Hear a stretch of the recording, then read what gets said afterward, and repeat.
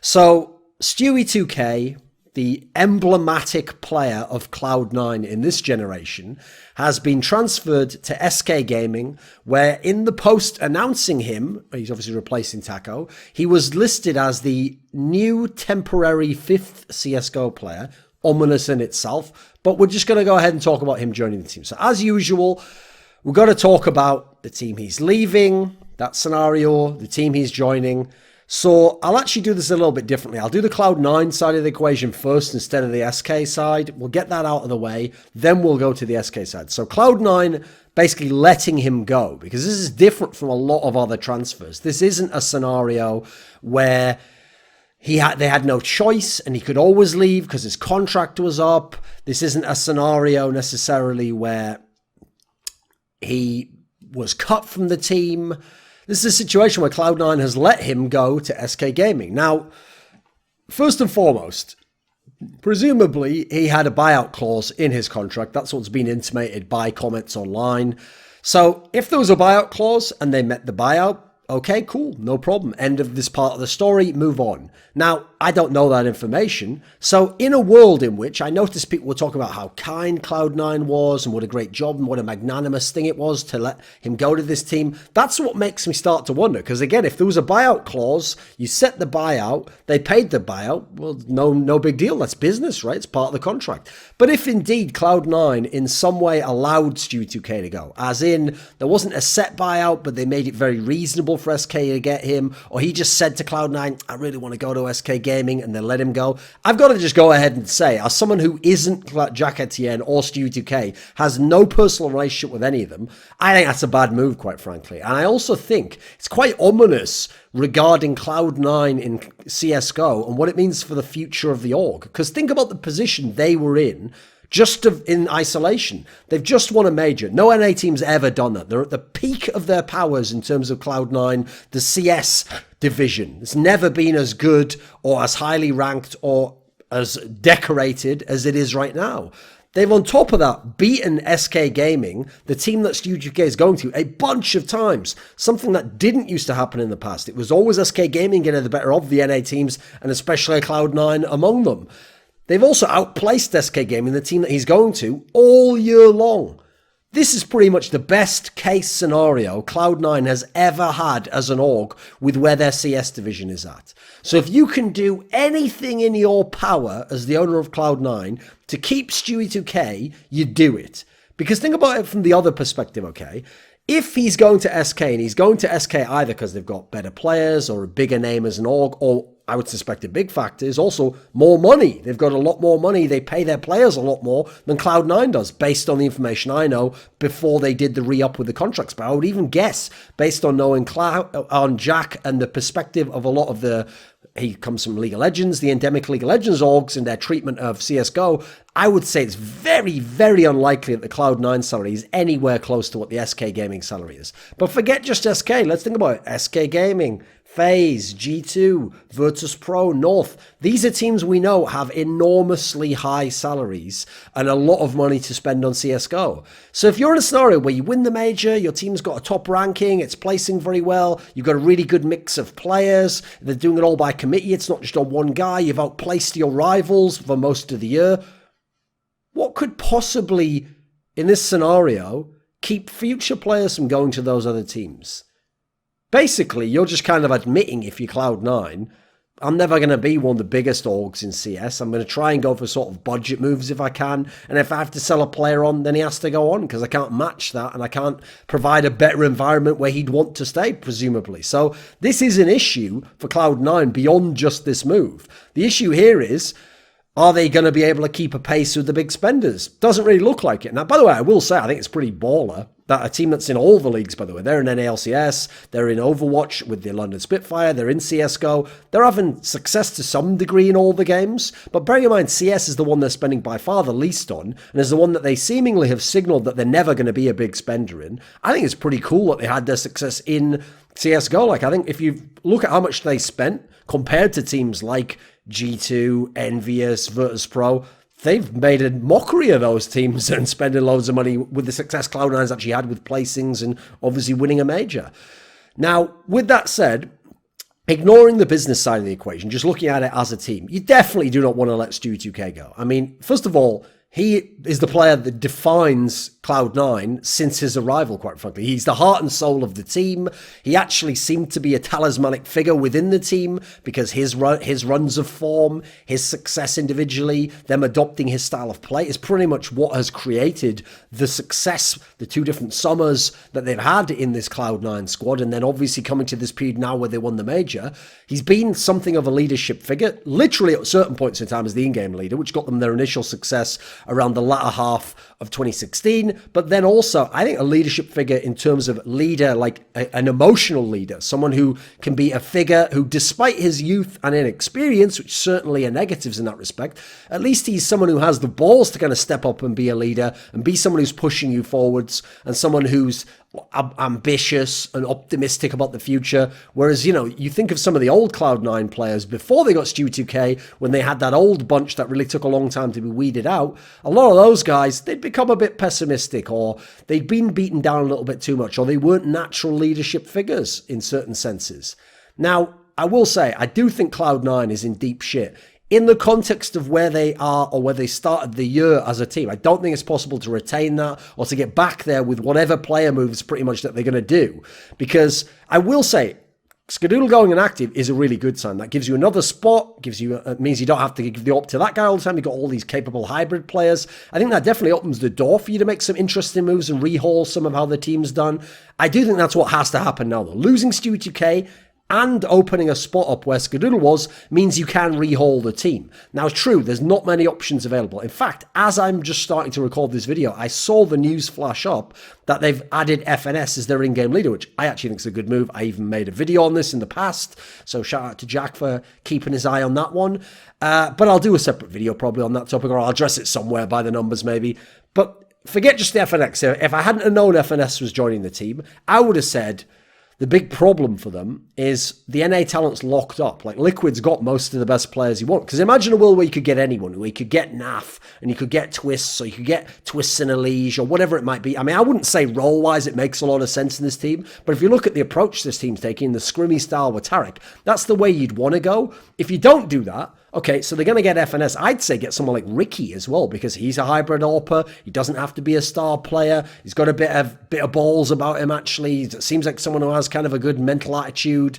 Don't really know that he fits any of the leadership aspects. You hope an FNS brings some of that. So I think Cloud9's in a lot of trouble, because they can definitely get players to be good. But first of all, they're behind Team Liquid at the moment anyway. Team Liquid has all these star players.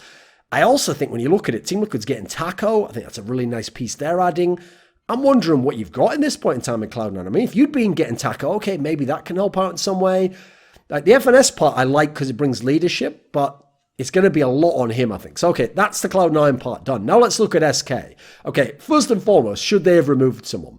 Well, you look at their form, you have to say yes, because they are in the worst slump they have ever been since they became a really successful team. So since November 2015, when FNX and Taco joined the team, they have never had a slump as bad as this. People will forget that they had that mini slump early in 2017 when they had Phelps, where after they had the great second place at Dream at Malmo, which at Vegas rather, which admittedly was boosted because the second place came from getting on the side of the bracket that wasn't Astralis and VP. So I personally think they would have actually just been a top 4 team there if they'd have had to play Astralis in the semis or VP. But okay, they had that tournament, but then they went and they had IEM Katowice and they had Star Series, and at both of these LAN tournaments, they failed to make the playoffs, as did Virtus.pro, by the way. But obviously Virtus.pro just never came back, whereas this team did. Now, after that, the reason why everyone forgets that mini slump, well, what's the reason? Because they won 5 of the next 6 LAN tournaments they attended, a couple of them being big tournaments, some of them being smaller ones, admittedly. Then people do remember their later slump. But actually, their later slump was less pronounced than that and was way better than what we've currently got now, because they were still placing top 4 all the time. Part of their slump at the major was top 8, but lose to the team that actually was in position to win the major, one of the top 3 teams in the world in Astralis. So they were top 4 even in this slump, which admittedly included losing to Team Liquid, except for the E-League Premier, where they got knocked out by Heroic, which admittedly, yes, was a really bad result. Now, you look at the way they were playing, yes, they were already bleeding out results on Inferno. Yes, you were having underperformances from Phelps, from third, depending on the game, but the placings were still really nice. Look at where they are now. Okay, So they're in a scenario where they got top 4 at the major. Amazing. That was very close, though, and that was with the stand-in. Then you go to your real lineup.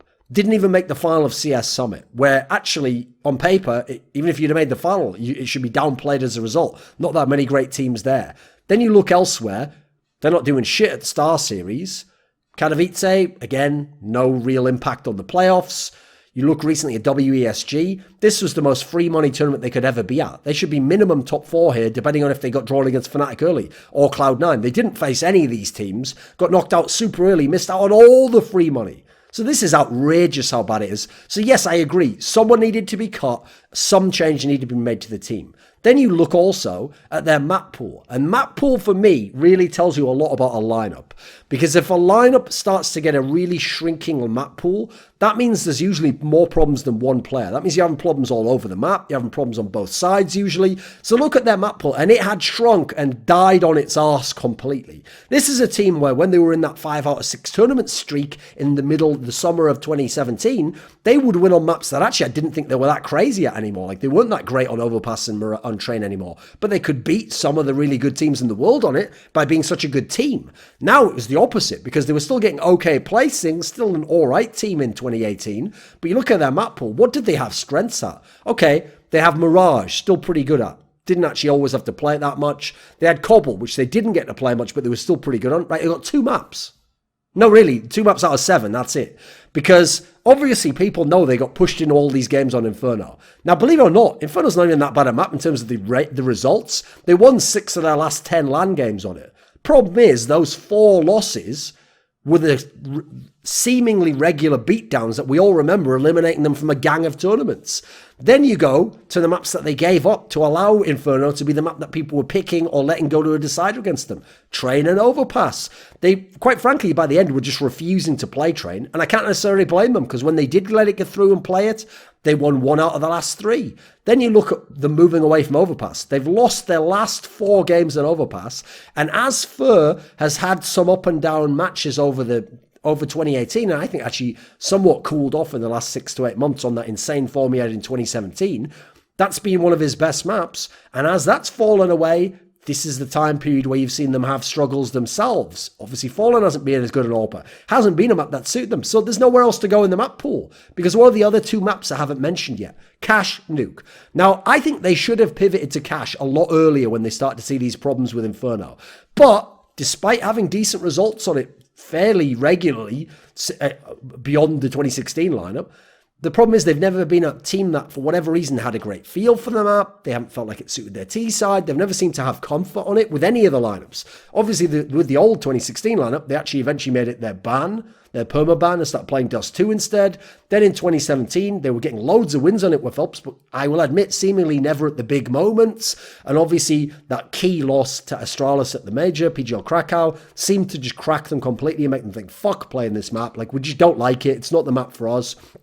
So they're not willing to pivot to picking Cache or making that more of their game. And they never play Nuke. They just never play Nuke. They're not going to play it. They don't want to play it. It's a map that they've been banning all the time. So there's nowhere else in the map pool. And when you get down to those few maps, I would just go ahead and say that to me means you probably need 2 players removed. I forget just 1. So, okay, they've chosen 1 player to remove. They've chosen to remove Taco, right? Is Taco the clear player to remove? No. On the surface, no. But first of all, you look into the roles and the politics of the team, and you say, right, you can't remove Coldzera. He's still one of the best players in the world, and he doesn't look like his performance has gone down as the results have gone down. Can you remove Fur? Right, I do think his results have gone down and his impact's gone down. He's still a very good player, though. He still has a lot of very good games. He's one of your most deadly weapons, and you want that star duo still, so you can't really remove any of them. Bolt's only just got there, but I do think that actually he's been pretty poor the last few months, and I think that honeymoon period was largely just about him. That was what it seemed to be about. He had some great performances, seems to some degree have gotten stuck in a rut or figured out, but okay, he's brand new to the team, and if you know how contracts and buyouts work at the moment, it's a bit of a fucking sticky situation. It's not as easy to just chop and change someone instantly. So you want to give him more of a chance. Then you look at Fallen. You can't remove Fallen for obvious reasons. If you do, it wouldn't be SK Gaming. It'd be a totally different team. And he might go elsewhere and build a really good team and beat you. So you can't remove him. So logically, Taco is the only one left. I don't think actually he'd been particularly slumping that much. He was god-awful at WSG, but then everyone was shit at that tournament. So I don't think he was the main problem. But if you riddle it out, I don't really see who else you can remove. So I can see why they've done this move overall.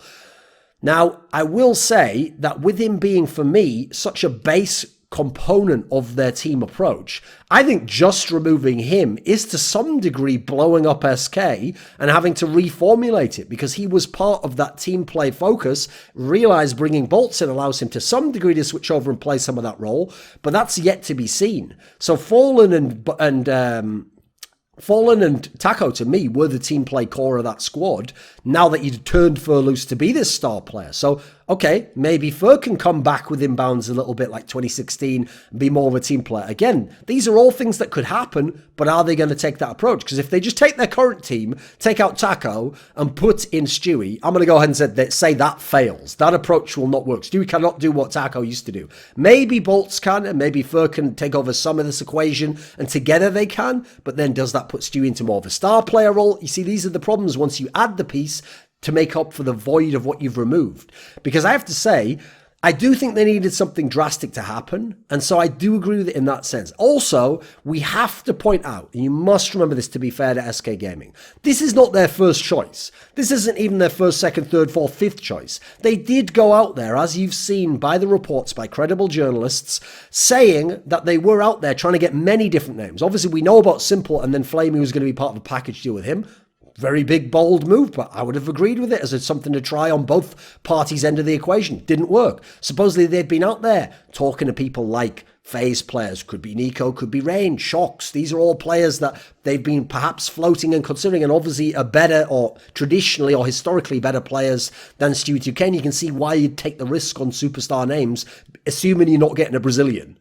So with that said, if you tell me Stewie2k slots in, whatever, 6th, 10th on the list, then fair play. Yes, that's probably realistically where he should be. And we're assuming you couldn't necessarily get Team Liquid players if that's in fact the equation there. So respect, by the way, also to all those players for not leaving. Now, in the simple equation, he's the only one I think of that list who should really have considered it. Nico and Reina and FaZe, that's a fantastic team, and they could still be a core element of the next iteration of FaZe, which might win everything. Shocks has his pick of what to do in the French scene, quite frankly. He can go anywhere he wants. I don't really see any reason for him specifically to go abroad, unless it's going to be to a FaZe. There's no really point in going to an SK. It doesn't really make a lot of sense, and he'd have to move to NA. Simple's the only one I think it would have made sense for. If you want to know why that move didn't work, by the way, as far as I know, SK team wanted it. As far as I know, Simple wanted it. The real reason that didn't work is just look at the two orgs, and if you know anything about the history of these two orgs, it makes perfect sense they couldn't come to a reasonable resolution on this deal. Because you look at it, SK have the reputation, well earned, as the biggest skinflints of all time of the massive esports orgs in the last sort of 5 or so years. Na'Vi in the last 5 or so years have the rep of greediest fucks ever as an org over the last few years. So that is not a good negotiation strategy when the greedy ones are the ones that are the player and the skinflits are the ones that would have to pay to get the player. It's logical it wouldn't work for my money, quite frankly. With that said, in the same scenario as I talked about with Stewie2k and Cloud9, if I'm Na'Vi, you are entirely justified asking for anything, some ridiculous number before Simple goes, because that is your org fucking dead in CS for the moment if he goes, compared to what they are if he stays. You have gambled your future on him, rightly so, and I would agree with it, so fair enough. Playing back in, by the way, to the Cloud9 thing before, what's the point in re-upping contracts if people can just buy the players out anyway? I don't really get that myself, but okay, whatever. Now, I will say, I am surprised that they've just abandoned entirely getting Brazilian players instead of bringing in Stewie to replace Taco. With that said, let's think of the recent news in Brazilian Counter-Strike of big high-profile moves. So the 100 Thieves players got bought for megabucks. So presumably, they're in a scenario where, can you just go and get those players? Would you want to? Who is there even available? Henny and Lucas, for whatever reason, seem to be a package deal. I don't really want either of those players, but I might have said get Lucas. I think I might have had a logic to it, but apparently he won't play without Henny. FNX, we've already been down that road. I don't know if they want to go back down that one. Doesn't seem like it.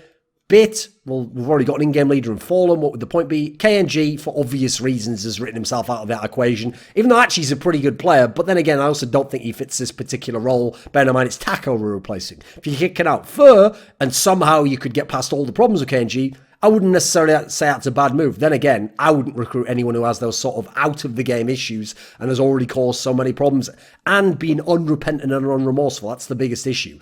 So then you look further down the list. Who else is there in Brazil? I mean, you might say Team 1, because they just had top 4 at WSG, right? And TRK was the guy tearing it up. Again, do you need a star player and a fragger? Probably not, right? Plus, Immortals already went down that route. They tried to sign Team 1 players when they had their issues with Henny and Lucas going inactive in protest of KNG being kicked. What happened? Immortals couldn't sign them. The buyouts were ridiculous. They were in a scenario where it's too difficult to get these players. Some teams were just denying them access to the players.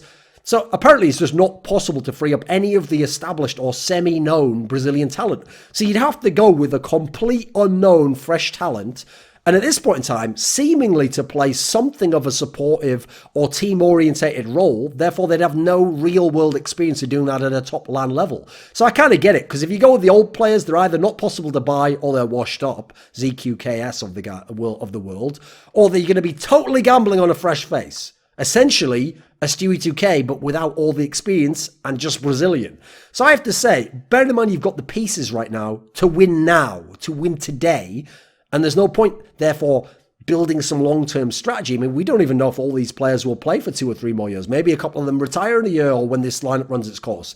I can see why you gamble and go for the big power play now, whether that means getting a Brazilian or not, to win now. I can definitely respect that. In fact, as I've mentioned many times and by the numbers, I have a lot of respect, despite what he might say in public. In some senses, the meme's actually accurate. He is sort of two-faced because he does a great job of PR and marketing and seems like the nicest guy ever, but you get him as the in-game leader of your team. He's one of the most ruthless motherfuckers ever has fallen. I actually respect that. I love that. I'm not necessarily a big fan of the PR aspect. I would personally not lie in scenarios like this, but I do think that it's pretty cool that he's been so ruthless with cuts over the years. And as a result, he's taken what was like, a top 20 team in the world, done the necessary cuts. A year later is winning a fucking major. A year after that is back again to a potential world number 1 status. Could potentially win more majors, and a year from this again can now poise to again re-enter top status. So I think it's amazing what he's done. I think actually people should look at that as the example of what you do. You do the ruthless cuts when you need to, and sometimes before, rather than being these people, we're going to hug it out, bro, and make it together. Like that just historically has not really worked. There's a couple of teams where it notably has worked, and then they themselves ran a couple of years of wasted time when it no longer did work. So I actually personally prefer the Fallen approach, much respect to him. This move, though, if you look at the history of his teams, is the biggest gamble they've taken for my money. More so even than getting Phelps. Because actually, I think there was a history there where Phelps would bring the fragging, which I said he'd bring, and be part of this power trio, which I think was one of the reasons they were so powerful and dynamic over that first sort of 3 to 4 months, even if it later on fell away. And he's obviously Brazilian, and despite what everyone, I know he has this weird rep as like he's toxic or whatever, he's a very quiet guy actually. I thought that he wouldn't cause a lot of personal problems in the team. It doesn't seem as though he did, quite frankly. Bringing in Stewie is a much bigger gamble. Obviously, you got to start with the language issue. Are they going to just talk in English? Presumably, because there's no way Stewie2k knows Portuguese or could learn it in time. That's an issue because now you're impacting everyone's ability to speak. And this was a team that was amazing at playing off each other in broken round scenarios, 3v3s, 2-on-3s, 2v2s. That's where they always seem to have great comms and intuitive understanding. Well, first of all, Taco's gone, so that's out the window. Now the language aspect's going to be different. Obviously, when 2 of you are alive or Brazilian, you can still speak in Portuguese, but that means that Stewie2k is out of the equation on that one, so it's less than ideal already. And this was one of the rare teams that had that strength over a FaZe, a Mouse Sports. These teams where that's an area you could have an edge on them. They're not going to have that anymore. Then you've got the cultural gap. So Stewie2k's background is nothing like someone like Fur. I mean, he has nothing in common with someone like that. He's not, I mean, you can have all sorts of who's going to be aggressive and passive in an argument. How are people going to have discussions and fix problems? How are people going to communicate? How are they going to get along outside of the game? These are all factors that, yeah, I know there are teams who've made it work, but first of all, you guys aren't there at the after parties and seeing these teams outside of the service. You don't necessarily know how they work. Some of them work because some of these people are weird fuckers who just sit in their room. I'm thinking of a certain team who will know who I mean, but I'm not going to say who. Other teams, mate, working out in the fucking strip club at 4 a.m. It's not as easy as you think to do that aspect of the equation. And remember, this is a team that doesn't have a coach. So it's going to be on Fallen and Dead to somehow integrate Stewie2k, to make it work, to make communication and all the team meetings work. That's a big gamble. That's tough to do. If they can pull it off, fair play to them. But I think this is a tough team to do that in. This is a team where you've seen people come into this team, play there, and either leave because they couldn't resolve issues with them personal or couldn't resolve the issues with them in-game. They haven't done a great job after things break down of rehabilitating it with that core in terms of the player they consider a problem. You basically you're on borrowed time at that point in time, and you will be kicked eventually when the results get bad enough. Then you've got his style of play. Right. Here's the problem I have with this, is the player he's replacing. Because replacing Taco is why I say you have to rehaul his team. Because if you'd have gotten, I know this sounds bizarre, Stewie, but way back before you kicked Phelps and you'd replaced Phelps with him, I'd say this is a great move. Because actually, I think within this team and in their careers, I think actually what they wanted of Stewie, Phelps rather, is actually what Stewie would bring. I think he's a decent analog to Phelps. Skilled player, pretty good aim, someone who likes to be aggressive but likes a bit of freedom, likes to semi-lurk at times but also will entry for you, someone who doesn't necessarily sit in a rigid system as much but given some room and some other star players because he's not going to carry on his own, could be a very good player, could be a top 10 player in the world. So okay, this is where if they treat him like a Phelps analog and they give him some room and they allow him to keep that room as they did with Phelps at least at some point in time before it broke down, yes, I could see that working. My only issue is I look at Stewie, and this is where he might not work like a Phelps, and I think it's a bigger gamble. Stewie2k, when he was leading Cloud9, was always a much better individual player than Stewie2k when he wasn't leading Cloud9. I know he definitely had good ops when Tarek was leading, didn't look overall as convincing to me. He definitely had some big games where he's just missing and not part of the strategy and not part of the equation of them winning or losing the game, or was losing the game by not being impactful. Then you look at when he automatic led the team. I also think he really fell by the wayside there and wasn't really involved as much as you'd hope. When they went to a default style, it didn't look like it worked as well with him, even though he was certainly still a good player and one of the best on the team. Then you look at his kind of predilection in terms of what style of play he seemingly wanted. He has seemingly always embraced and liked that scrimmy style of play. And against certain teams, most notably G2, has brought him a lot of success. Has he wanted to play more fundamentally sound? No, not really. And he seems like a guy who to some degree has rebelled against that. He does do very well in Cloud9 in 2vx situations, but also that's typically been working with someone like a Tarek, like an Automatic, like a Skadoodle. Not really with the types of players you think of in SK, and they come from a very different background of learning the game from Fallen, not from playing in Rank S and then figuring things out on your own when you're thrust into Cloud9 with no real leadership figures around you, no one who wants to lead the team. So I think he's got a very divergent understanding of the game. Then you look at his teammates he's going to be playing with.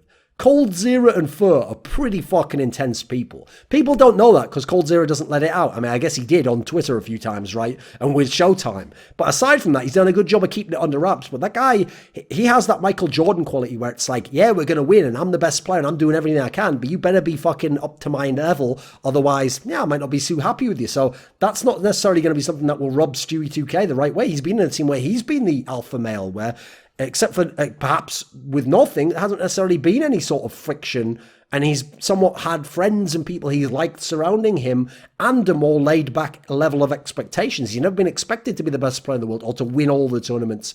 They haven't asked for as much, and actually, with what they were getting paid, you couldn't demand as much, quite frankly. It would be unfair to.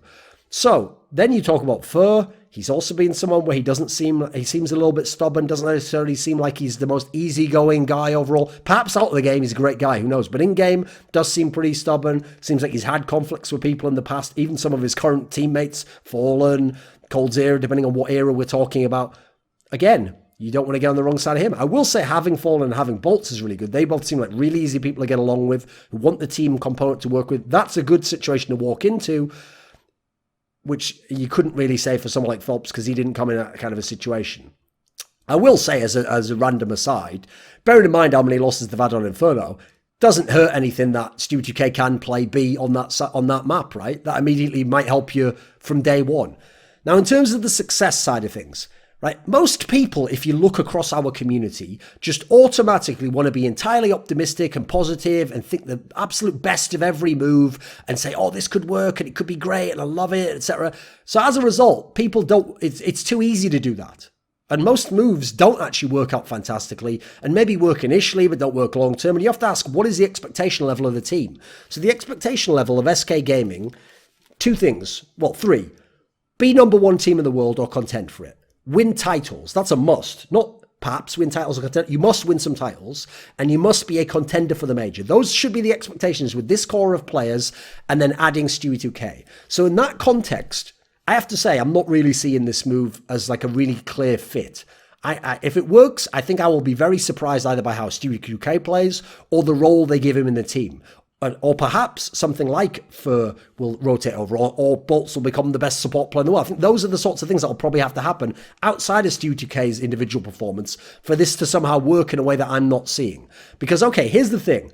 First and foremost, with this core of players, as I've just mentioned, you should be a contender for major. You should be a contender for number one in the world. You should win trophies. You've got Cold and Fur. That already is enough firepower to win trophies.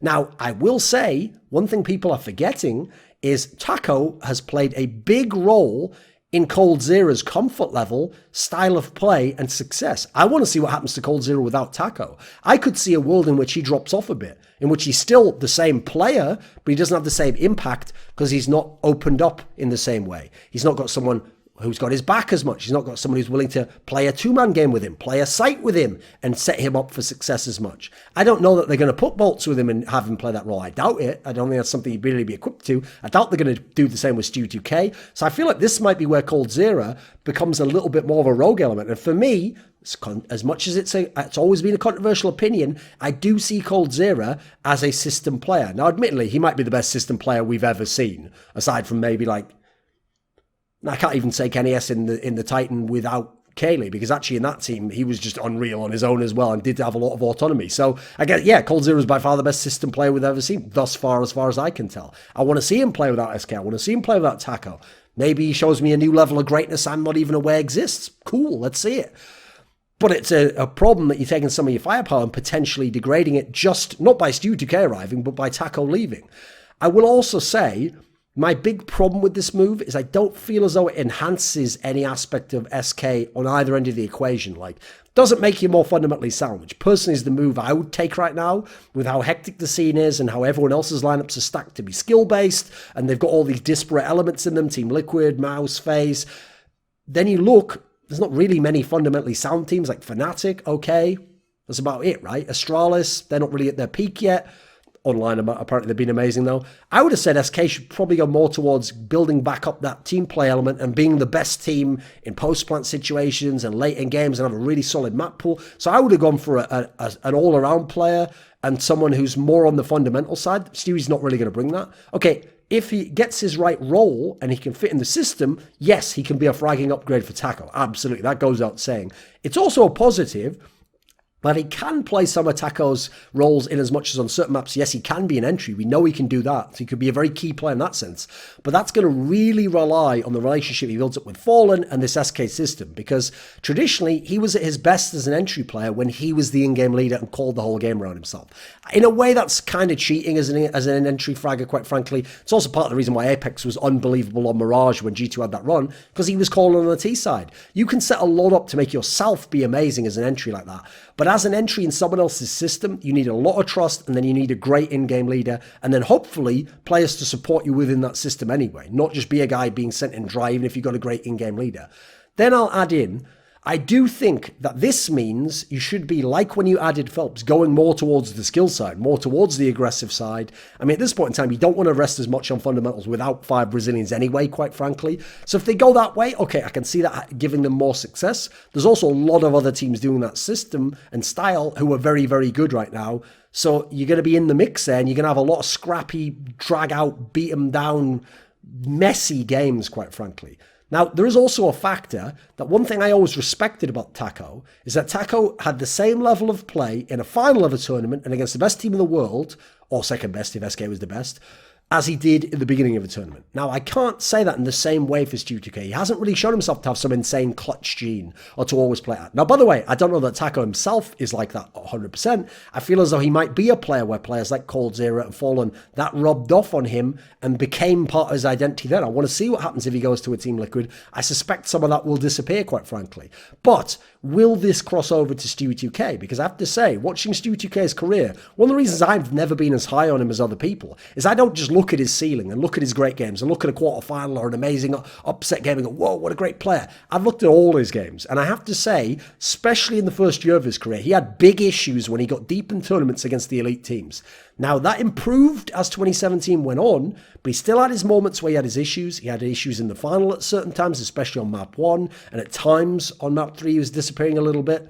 I also think generally he's hit and miss against the elite teams and deep in tournaments. So there's still a level of achievement and accomplishment that is yet to be unlocked by Stewie2k, even though he has won a major. Because let's face it, he won a major in one of the great one-off runs, didn't he? It was a one and done in terms of being a major winning team. I mean, literally now in terms of the lineup, but it would have been anyway if we're being realistic. Now, with all that said, a reason why this lineup could work and immediately could work is because the scene is wide fucking open right now. It already was anyway, with it FaZe continually getting top 4 or finals and not winning, but even worse than that. Okay, FaZe has just lost Olafmeister for a few months, so we don't even know if they're going to be that consistent force anymore and kind of the final boss or the gatekeeper to the trophy. Then you got to look at the fact that, okay, Mousesport's a pretty good team, but they have half a map pool. Team Liquid's a pretty good team, half a map pool. You got, who else is out there? Fnatic's good, but probably lacks some firepower. Who else is even in the mix? Astralis is coming back. We have to see them do it on LAN. That definitely could be a problem there, but they don't have insane firepower on that team. Right now, the scene's wide open. So yes, if this SK team hits the ground running in the first couple of tournaments, they could be very good. Personally, I'm not picking them though, because I'm looking at an all-time level, and I'm looking, remember, all-time level is what it used to take to win majors before the last sort of year or so of play.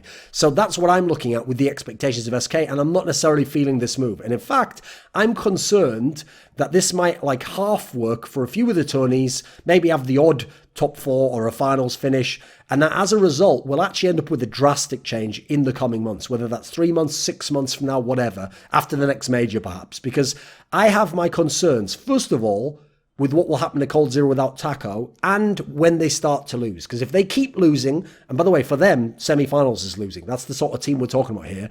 He's someone where I could see him getting very frustrated, and I could see him wanting to make harsh cuts, and I could see him maybe wanting to drastically overhaul the whole team and do a Brazilian shuffle. So you've got an issue right there if your best player of all time might get frustrated. Then you got Fur's motivation issues. Even when they were winning last year, this guy would say on his stream, I'm just playing when we play the matches. I'm not playing that much myself in DM or whatever. You've seen he's another person who plays PUBG and all these other games. I could see him having motivation issues if they keep losing, perhaps leaves the team, goes and plays elsewhere with some of the others, or is someone who just retires outright. Certainly could happen. He's made a lot of money. He's going to make a lot of money in the next year or two. I could also see them, as soon as winning generally, as in they still have top 4s, but they don't win the title, I could see all these relationships breaking down and going away. I don't necessarily know that people think this is another team where we're all friends and brothers. I don't really buy that personally myself. I respect that they're winners and that they've done what they needed to keep the team together through hard times, get the ruthless changes they needed made, and then win again. That's what I respect. So I think when you take the winning out of the equation, now you're going to see a lot of pressure put on all these relationships. And so I'm actually kind of a bit meh about this move, actually. I know it wasn't their first choice. I don't blame them. I don't blame any of the parties for going for this. Sure, go for it. It makes a lot of logical and political sense when I said that. But in terms of the role, the style, and my expectations, I don't really see that this puts SK back where they need to be. This video was supported by Dean Tanglis, Michael Allaire, Andreas Westerlund, Alex Adams, Gman, Twch, Jerky's Minion, Gianfranco Ingrata, Anthony, Bash, TGreb, Yordan, Tsenkov, Daniel Yordanov. Want to suggest guests or topics for my content? Well, keep it G-rated and unlock the code to the streets, gaining exclusive access via the Patreon link below. The Scrilluminati grows daily.